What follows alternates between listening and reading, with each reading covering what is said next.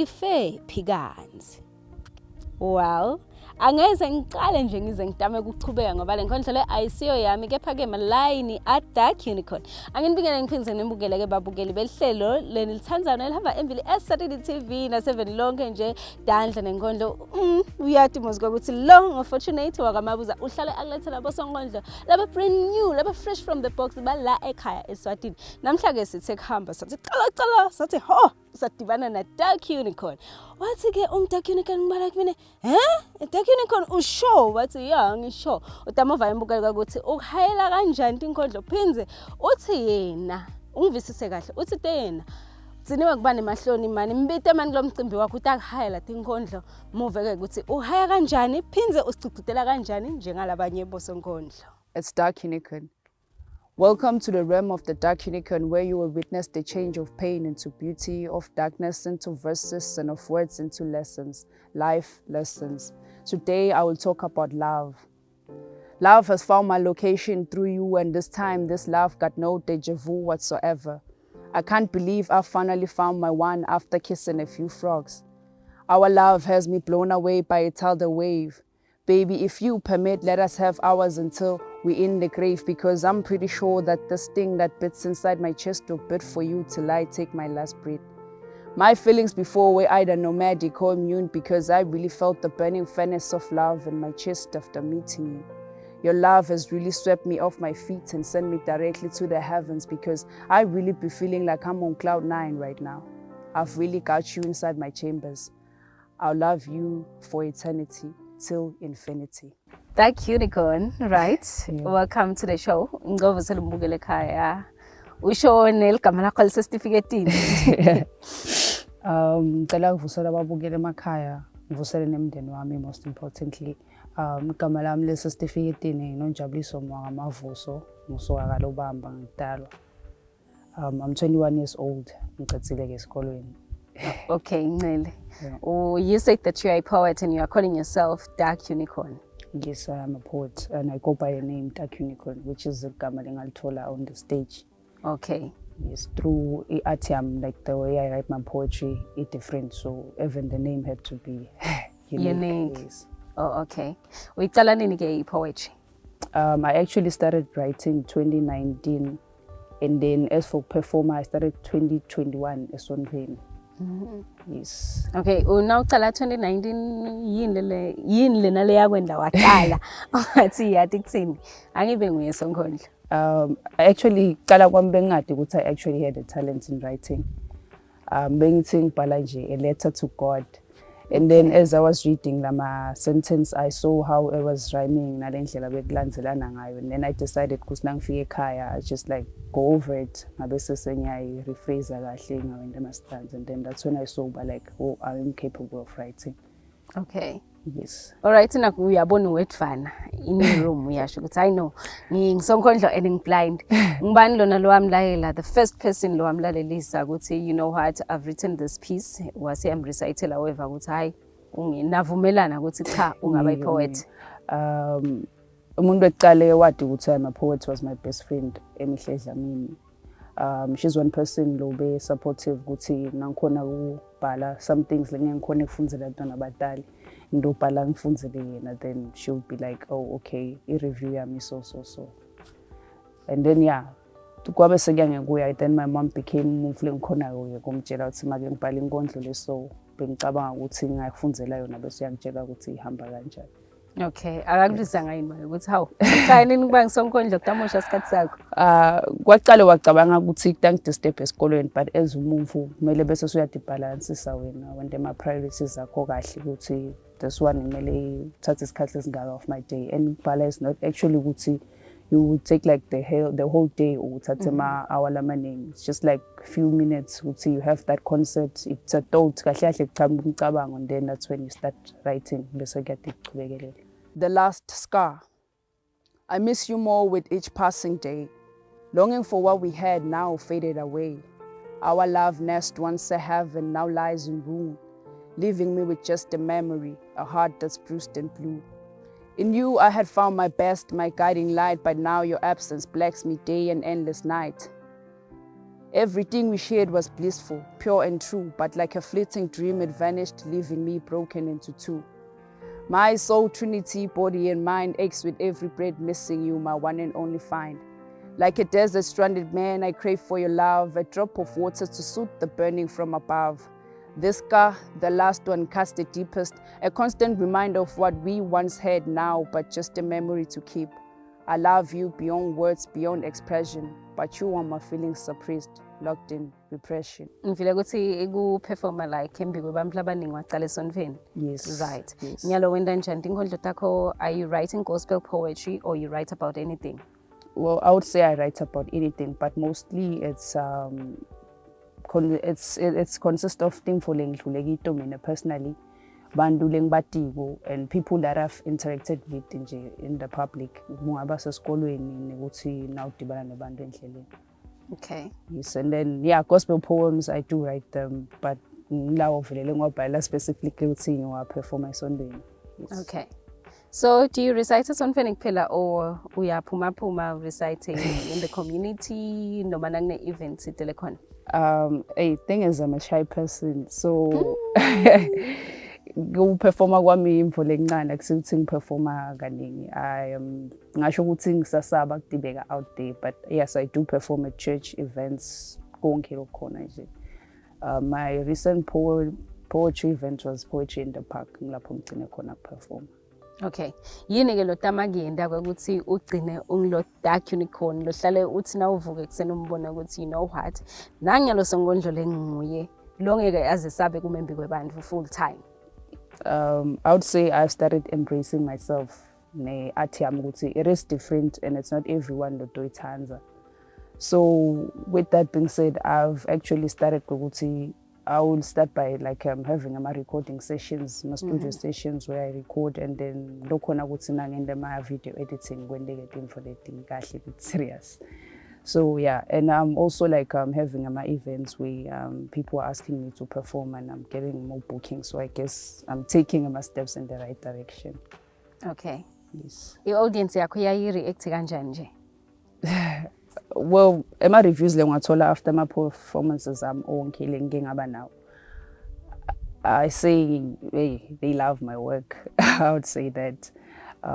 Especially the perform last year. I loved the way they interacted with me. Like it was more of like I'm communicating with them now, but the same energy that I was needing. Okay. Yes. Okay, since uke wa mention ukuthi ushy. Abantu abashayi I know ukuthi abasibamfu labavama ukucoca ngezinto zabo, right? Yes. So now ungazivetela nje ukuthi ipoetry ishintshe kanjani impilo yakho? Ingisete ukuthi esikhathini lesiningi I am able to deal with my emotions. Sometimes move makangikwatisa I can't exactly ngikhulume ngaleso sikhathi because nanikhuluma nikwatele nikukhulume kaga. So I'd rather write down and then maybe after some time I would maybe read you the poem or ngitshele magama leka lapha kule poem, but like you did this. So poetry came and helped me ukuthi ngicoceke as umuntu lomusha, because singakuthi now ubhala poem maybe ube wedvana endlini, you don't need a crowd. Yangisita ukuthi ngiconnecte nema emotions ami ukuthi sometimes akusito tonke timvo lekumele tikwende usnap at people. Sometimes you can just write those emotions ukuze lo munye umuntu lobhekene naleto timvo athi ukuthi angandlula njani. Kuqala kwekuhlakanipha kwesaba simakatse. Kwatana naye kungisitile ngahamba libanga lelitse. Listen, there is hope when you seek in refuge in the shadows of his wing. It is said that under the shadows of his wings I know I am safer. What can shake umzalwane lo thembele kuye? Faith without works is futile. Themba ngalokuphelele utobona kushintsha kwetimo. Abuye athi umhlabeleli ebukhoneni bakhe kunenjabulo. Kanivele wena na usuka kuye uthi uthembeni. Ini yabani? Yena uNkulunkulu aboNkulunkulu abengiyise wetintsandzane. Emazulu akubhekile. That's why I'm saying fear less and pray more. Cina etvolweni. Ungasuke ubekene emehlo akho etinthabeni lapho lusito lwakho luvela khona ngoba phela ezulwini ngulapho siya khona lapho kuhlala kuvuywa njalo khona. Yena ungisomandla sonini nanini, ungumavula kuvaliwe umbethe amandla njengengubo. Mkhulu longakithi kunalo 7, unyanga lelapha ingephethe sikhwama. Manje mawusuka kuye uthi uthembeni, ini yabani? Themba noma kungethembisi ngoba yena lo wethembisile wethembekile. Yena ulalela kukhala kwethu, athule nemithwalo yethu, dinyembedi takho atiweli phasi mfana kethu. Cina etfolweni, uma usuka kuye uthi uthembeni, ini yabani? Siseda-ke utosifundisa i-poetry phinze sikuneme emicimbini yethu ngoba cha thina i-Dark Unicorn loshaya cha asimceli nebakithi. Sithola kanjani-ke and to us lesithandza ukuthi siyonge nombolo takho ka-social media nasesha abani? Ka-Facebook it's NJ Ncele, na Dark Unicorn nawumbhalile ngiyavela. Bese on TikTok it's darkunicorn.74. That is my name handle yaka TikTok, and then on Instagram it's njncele08. And then yeah, inombolo is something I'm working on ukuthi ngiyifake laphaya on my profile so that labanye abafuna ukufona in case better social media kahle. But currently lengasho ukuthi bangangithola kiyo it's 79320074. There is beauty in my brokenness. There was a Dark Unicorn. Ngiyethemba imbukela ukuthi utitfokotela nikhondlo takhe wafunza kithi angagcini ngekutitfokotela kuphela. Mitelo Dark Unicorn ngiyekele kwesaba ngoba utakubhalela tinkondla afika khayele umcimbi ube mnanzi ube nje yazi tawuchubana nalo hlelo kembukela isitawushiya khona emarket wena nje hlala phansi ungathi inyaka ngoba masibuya sitawubuya naye lo into umsebenzi wetandla.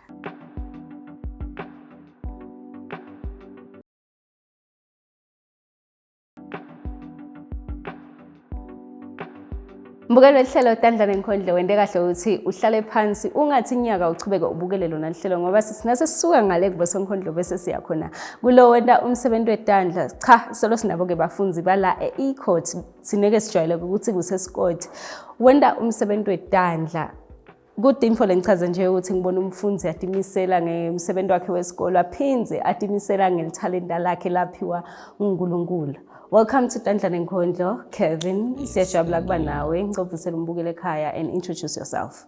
Okay, sanibonani babukele emakhaya. My name is Kevin Wenzile Kevin Masina. Uthi nje I just go by the name Kevin because ngisebenza ngawo. So I do art, I do digital art, I do paintings, I do pencil art, almost anything. I also do sculpting on the side, but nje ngisenga majorishi kiwo. Painting has been, art has been part of my life from a very young age. So I think I discovered 5 years old which I can draw because my drawings become much different from the other kids. They got much more redefined. So I was maybe art like talent and then as growing up I developer up until to the stage where I'm at right now. Lapho seyiqala khona sengiphala ne-capital sengakhona capitalize akiyo. Oh, okay. Umbukeli ke nami ngifisile ukuthi la esikoleni ufundisela ini? Okay, la esikoleni I am doing architecture. Oh, okay. Yes, so go more aligned nalele ngikwendako vele. So I do go based on good drawer, but it's more of science ibigcene art. So ngiyola bese yangifascinate because it's actually kuthatha le creativity lonayo la ngqondweni we mix ne science and then it creates something whereby bamfu bangakhona kuyibona because architecture is about kwenda ema buildings and you don't just build a box nje. Architecture is kuthatha lama shapes la complex and then you turn them into buildings and people can actually visualize nabayibona le ndvu beyidlula nayo ukuthi oh that's actually beautiful, it's art. Sebigcene science. Okay. Lokusho ukuthi my drawings akho khamba kanjani? Is it houses? Noma it's something different? Okay, my drawings are mostly based on in terms of leti thought provocative lengasho njalo like in terms of human nature kahle kahle. Kudweba abantu drawing tinfo nje leti most based on people. Angithanda ama objects too much. Just like visualize like impilo inquba kahle yebantu ukuthi baphila njani kuphila kwabo nje just fascinated ngalokho. So art here mostly is about telling a story about the human experience ukuthi sikhona like ku visualize my thoughts ebantu. Usually what people think meaning ngiyakuthatha ngubeke ephepheni ubone. That's what inangele ngifascinate.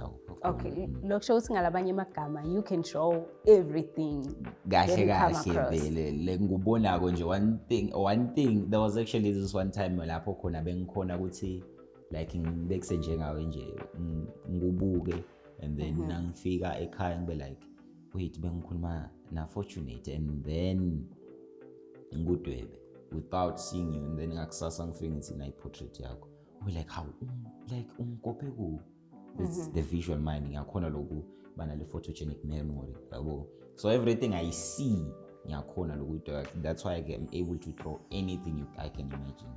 Okay. You look like someone lo itfolako i-support enough ekhaya. Njengoba uthi ku-draw waqala wa discover ukuthi you can draw when you were 5, right? Yes, yeah. Ihamba kanjani support ekhaya? Ekhaya bangisupporta kakhulu. Angakade ngamentiona dinento imvole ngathi mentiona like lesengendelwe ngidumba. I was actually this one time I entered a drawing competition yase-US but it was online since I do also digital art.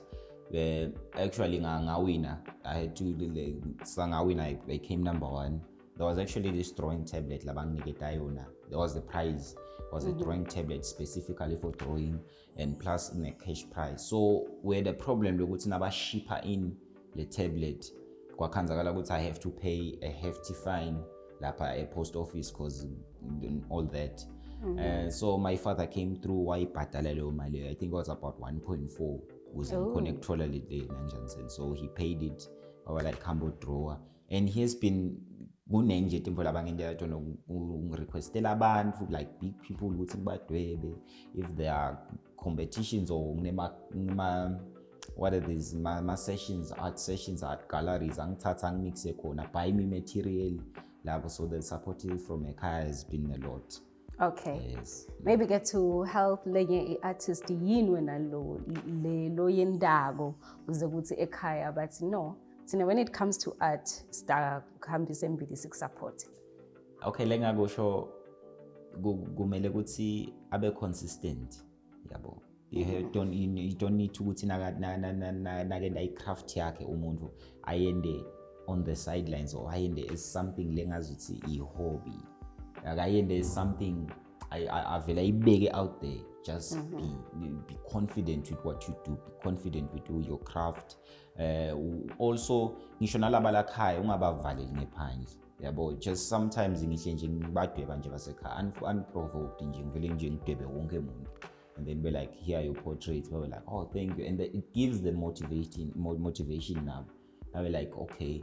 Sitawukhona kumrecommend indzaweni, sitawukhona kumrecommend whatever they do. Noma ngakuthiwa kulibele kwani ufuna nje kwenta something ucela ubhuti wakhe akudwebele as a homework bamcele ukuthi amdwebele home something a drawing and then uyamdwebela they see ukuthi oh vele you are determined and then batakusupport. So it's all about just incorporating everybody ungabavaleli ngephandle nabo so that utayithola nawe le support. Okay. Sesibuya ke kuma drawings akho. Ngivile ubala bo digital lapha lokusho ukuthi you are not using pencil kuphela. Yeah, yes. Now ungachazela nje umbukeli ukuthi what is it that you do now draw like iphiza usebenzisa ini nani. Okay, maningi lama materials different. I use paint, I use painting, I think wonke mfaya painting, my pencils. Also okay painting kuhlukana lama nanjansel nangathi la upendela khona because kunema canvas and then there's also clothing. You can do inanjansel painting on clothing. That's where I usually ngilangithanza khona because that's like ugqokele isithombe sakho uhamba naso. And then there's also digital art. Digital art ke vele inkinga ngukuthi ama-things number leti khona ukuthi le material ledzingekako idzinga expensive because usually ekudzingeka ube nema drawing tablets or uthole laptop leqhamuka with the pen those lama nangijaniseni lawo or i-iPad, and you can think i-iPad idulile yabo. Usually uyadweba nasecingweni, but usually vele kusebenza lama drawing tablets where aqhamuka nale pen, you install a software and then you just draw lapho. You can print out the artworks, but usually ama-digital artists, they just prefer ukuthi nje lo msebenzi wabo remain online, digital. And then you sendele umuntu, you can do a lot of things kanjalo. Also, I usually paint timpahla using bleach. Yeah, usually but ikusebenta on black clothing. Uthatha bleach and just draw ngale bleach depending on ukuthi utayisebenzisa kangakanani. Once iyoma le bleach, because the bleach is corrosive and bese yakhala maroon color, and then bese sokuqhubeka udweba ngayo ke takukhiphe la sithombe lesihle, but kumele bese sosebenzisa bo hydrogen peroxide ukuze ustop le reaction before le mpahla bese iqala kutsabuka. So kukanjalo pretty much kudweba I can use anything kahle. Okay. Ngisho nelilahle na ungathi thatha lilahle udwebela kulama tiles, I can ngakhipha image. It depends nje ukuthi le creativity yakho ikanjani. Message lo ngani ngeta umfunzi lo dibona ungazi ukuthi very good when it comes to art. Noma ke loyo lo neltalent nje, what can you say to them? Lengakusho ukuthi consistency is key. Ungaqali ulale on your talent, like every chance you get, noma uhleti akhona vele ama series siyeva, akhona i-TV, but just take time, thatha ipenseli yakho. If you are an artist lo drawako, thatha nangabe i-poet, work on your craft. If you are a musician, uzame kuhlabe, just make sure ukuthi every day there's something lo idwebako, there's all that piece of information lo ifundzako about the art or your craft lo based kiwo, because waqala wabese uyasilekhisha vele utayiluza. Khona nje nami la ngemakhona for a long period, so long ngadwebi, and then ngathi nangibuyela I felt good time man, ngathi seyalahleka lento. Unfortunately ke ngaqala ngadweba ke ngabe singiyabona kule consistency ngiyelo lebese sikubangela ukuthi vele lokudweba ugcine, because ngisho netinto lobo kade lobo struggleisha kithi utikhanza setmelula. So just stay ube consistent, make sure ukuthi kuba na something almost, if not maybe 4 times a week, make sure ukuthi maybe 3 times weqise ilanga ngakusasa uyadweba, weqise ilanga, you just practice, keep on practicing. Trust me, utayireach le level ofuna kuyireach. All right, sinestawenza siqiniseko sinembukelo ukuthi awubi broke, right? Sikulandzela kubo social media, sikulandzela siseshabani also, sinele side social media sikuthola kanjani? Okay, ngina Instagram, ngitholakala ku-handle yami Kevin Greg @KevinGreg. Bese ka Facebook nakhona still @Kevin Greg. Kuna lamanye ma social media platform, akhona amanye ma platforms ngedinga ukuthi nje babukela ngibona ukuthi bajwayelene nawo, but nje usually kulapha ka IG na ka Facebook na ubuka le about yami tawukhanza lama link la khona to the other sites, but nje inombolweni yami ngiyatholakala ku 7642 3130 MTN Swazi Mobile 79176819. Babukeli bangangithola kanjalo ke mina for any art services. I think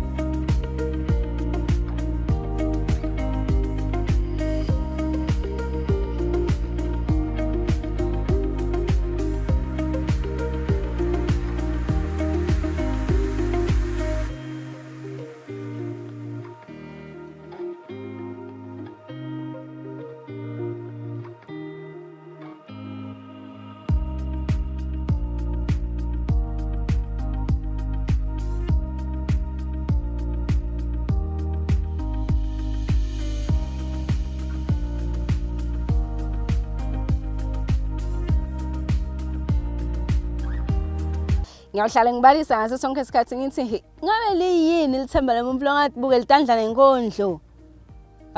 But ngiyahlola ukuthi kusukela namuhla emalanga athi nje kulandzelana wena utawuchubeka ulibukele lihlelo litandla nenkondlo utawukhona kufunza manje utawukhona kubona umfana ohlala naye ukuthi hayi man yathi ukuthi lona ngisonkondlo man into khona ukuthi ningabi broke mina ngimthanda umuntu lo broke oba unalo talenta. Hayi akhambi kahle mbukeli utiboneleke kuye Dark Unicorn ukuthi inkondlo ishaywa kanjani wabona na Kevin ukuthi na unaso isandla unayo nepencil ekhaya unayo neliphepha akudzinge ukuthi uze kube neliphepha naye timphahla lo uthi wena hayi setugugile mina vele ngiyadishisa udishiselani ngangabuthi nje pen kancane noma uthi leyo bleach yakho iphumi art ugcina usibathengisela nalabanye sitabona ke mbukele evikini etawo ngasisikhathi esifana go goodbye and God bless.